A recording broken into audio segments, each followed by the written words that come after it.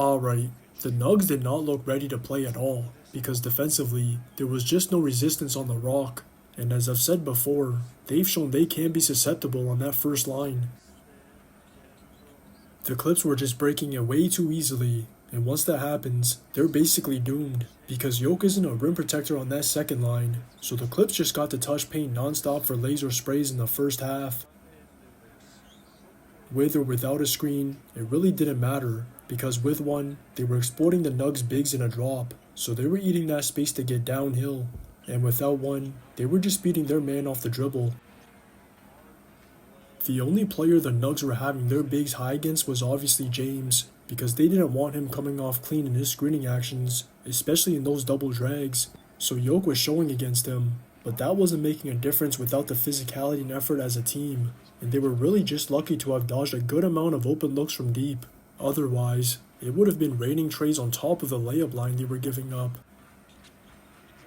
That was a slight contrast compared to the way the Clips came out, because on the other end, they were blowing up a lot of the Nugs screening actions, so the others on the Nugs weren't able to eat playing off Jokic as the hub the way they usually do, and the only one that was really making their shots was Aaron in the second.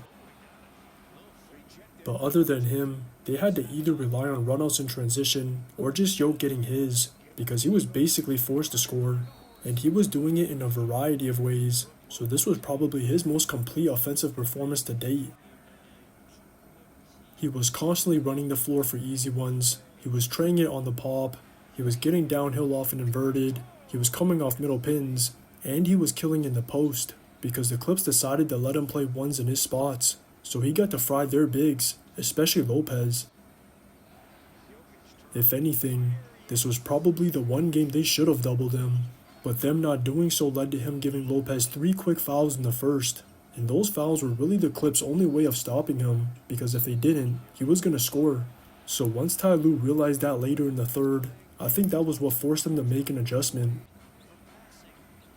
Instead of continuing to have Lopez guard Jokic, he decided to assign their guards onto him so that Lopez was the help from the weak corner, but it was a little too late by then for multiple reasons, because first, Jokic already had a ridiculous 52-3, then second, that was the quarter the others on the Nugs finally got going, so that just opened up his passing, and then third and most important of all, that was a quarter the Nugs finally started playing real defense.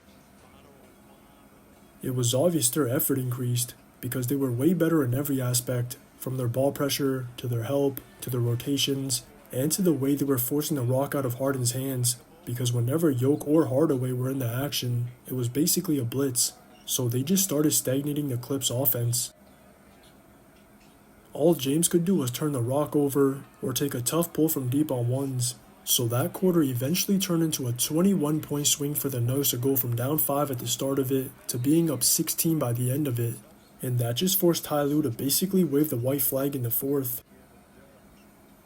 To be fair, at least I thought the others on the Clips maximized their opportunities, because Jordan Miller was shot ready all night after he made that ridiculous half-court heave to end the first, and Bogey looked good when he was handling the rock, but with the Nugs finding their rhythm in the second half, it was just an exchange of buckets all quarter, so none of it really mattered.